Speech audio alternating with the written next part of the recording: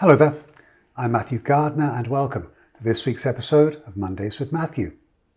This week I'm going to be discussing the Case-Shiller Home Price Index. Now, of course, I'm sure that most of you watching this will be very familiar with the index, but don't run off quite yet, because today we're going to take a deeper dive into some of the lesser known components of the index, and of course, we'll discuss the latest numbers that came out last week. So here we go.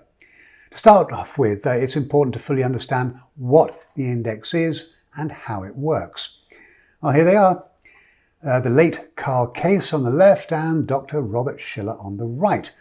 And the story starts back in the 1980s when Case was studying home price changes in Boston as they happened to be going through a price boom back then. Anyway, he met up with Shiller in 85, who happened to be researching economic bubbles at the time. Now, one thing led to another, and they ended up formulating an index that looked at home price changes in Boston as well as other cities across the country. A little later, a gentleman called Alan Weiss got together with them and talked them into forming a company, Case-Shiller Weiss, to publish the index and actually to sell the data to the market. Now, long story short, they sold the company to Fiserv, who, along with Standard & Poor's, they developed tradable indices based on the data. And today you can actually trade Case-Shiller options and futures on the Chicago Mercantile Exchange. Later on, Fiserv sold to CoreLogics, so we now have what's known as the S&P CoreLogics Case-Shiller Home Price Index. It just rolls off the tongue, doesn't it? Anyway, that's the who, now about the what.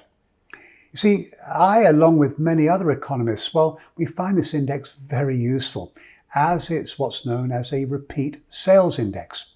Now, this means that rather than simply looking at the average or median sale price in a period, it does something very different in that it looks at the sale of the same house over time.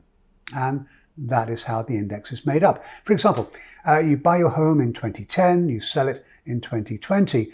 Well, for the purposes of the index, it looks at the difference between the two values, rather than just throwing the final sales value in with all the rest of the sales in an area and then comparing that to the last month, the last quarter, last year, whatever that may be. In my opinion, it makes it significantly more accurate. Now, in addition, they also clean the data by only including arm's length transactions. They also ignore flips, where the home trades more than once in a 6-month period. And finally, they also remove more suspect data. Now, there might be something strange in the numbers. Maybe the spread between the purchase and sell price is well above the market average. Now, that might indicate a home that had been recently renovated. That kind of thing. Anyway, they also break up the data into 3 price tiers: low, middle, and high. But more about that a little later on. So these are the cities that make up the index. In addition to looking at these cities separately, they prepare the Composite 10 and Composite 20 indexes. Now, the Comp 10, those are the cities on the left of your screen. And the 20, obviously, they are all of them.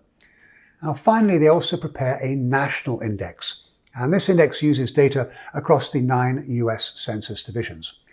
All right, we've looked at what it is and how it's created. So let's look at the most recent data and what it's telling us.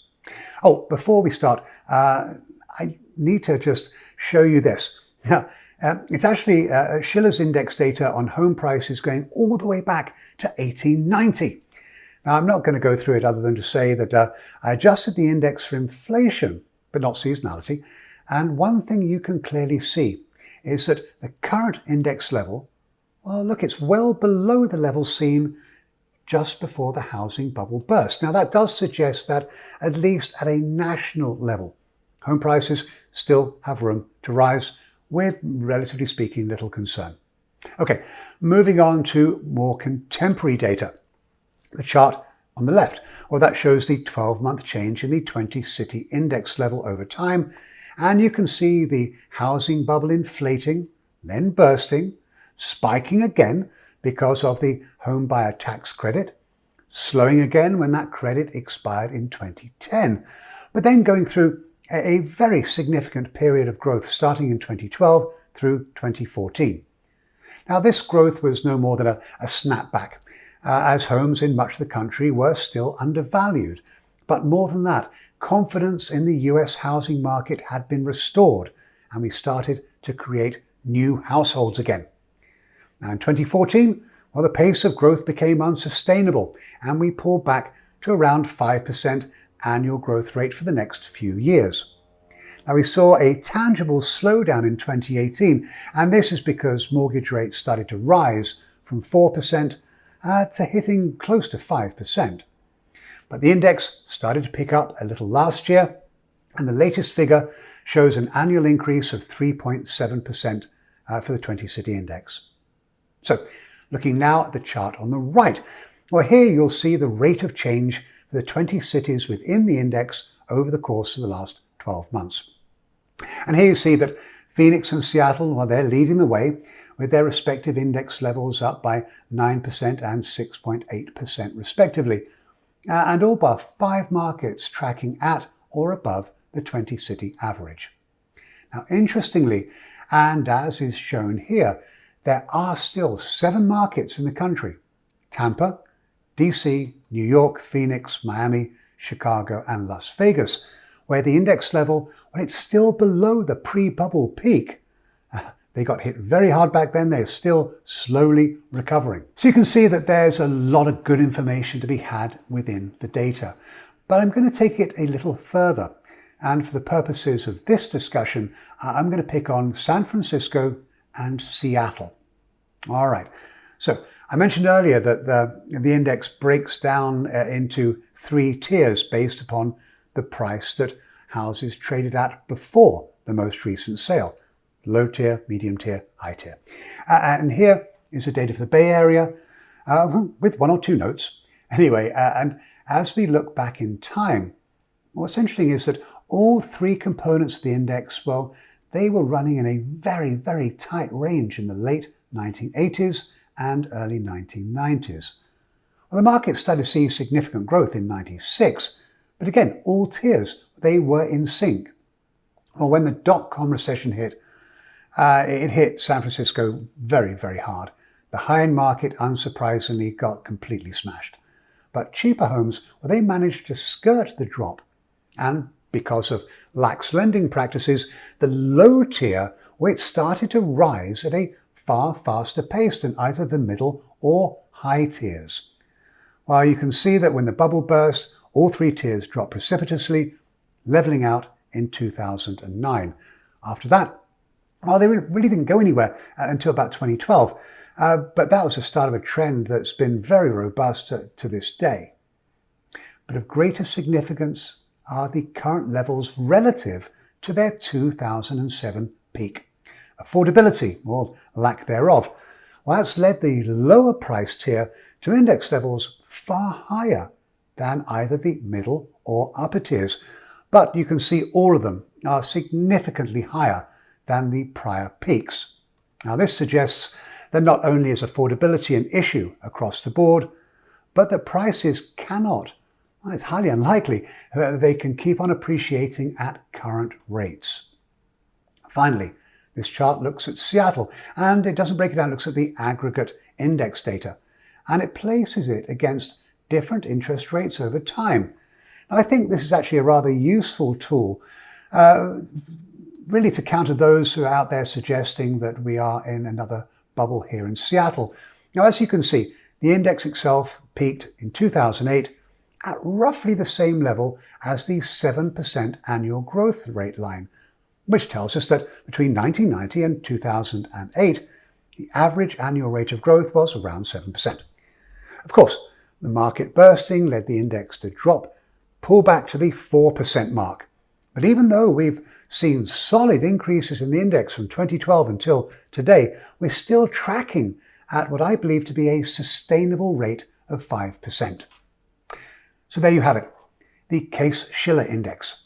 But before I let you go, I do need to tell you that there are some things about the index that you should all be aware of, and most people, I'm afraid, aren't. Well, While it was amongst the first of its kind to measure prices of homes based upon repeat transactions, it isn't perfect. First, the index only looks at single-family homes. Now, they do have some data on condominiums, but only in a couple of select markets and certainly not nationally. Of course, it also naturally ignores new construction. Second, the index number itself is calculated monthly using a 3-month moving average, and it's also reported with a 2-month delay. So what this means is that here in late July, we're actually getting a picture of home prices for the 3 months ending in May. Third, the index is based upon closed transactions, and as you are all certainly aware, those transactions typically go to contract 1 to 3 months earlier. Therefore, in late July, where we are now, we're getting a picture of what the housing market actually looked like in the February to April time period. Now, it'll be interesting to see going forward what impacts the market has in terms of we should see a greater potential brief, but a fallout because it's not really addressing fully COVID-19. Finally, the 20-city index is what's called value weighted. Now, what this means is that changes in prices of more expensive homes in coastal California, even here in Seattle, or they can heavily influence the overall index numbers. But all of that said, the Case-Shiller index is very significant, and it's worth keeping a very close eye on the numbers. Along with all the other data you keep tabs on, I believe it's another tool in your own personal arsenals that you should be using. I hope that today's topic has been of interest to you. As always, if you've got any thoughts about this particular subject, or if you have a question you'd like me to cover in a future video, I would love to hear from you. In the meantime, take care out there, and I hope that you'll all join me again next week. Bye now.